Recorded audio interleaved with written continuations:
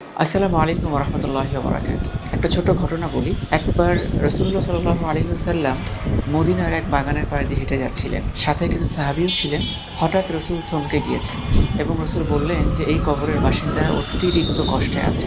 কিন্তু আশ্চর্যের ব্যাপার হচ্ছে তারা খুব সামান্য কারণে কষ্ট পাচ্ছে।" তখন সাহাবীরা জিজ্ঞেস করলেন যে, "কি এমন কারণে তারা এত বেশি কষ্ট পাচ্ছে?"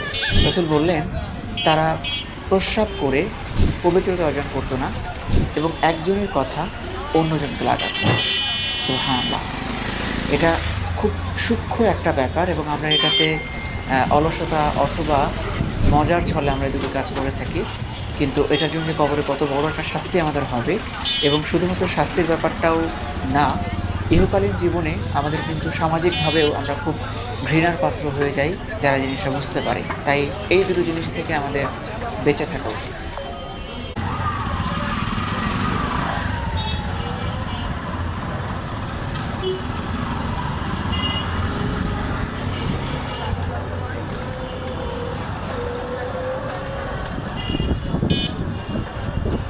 কিভাবে হইছে কাপড়টা? এটা তো একটা দুর্ঘটনা ঘটাবে। মানে কিভাবে উঠে গেছে?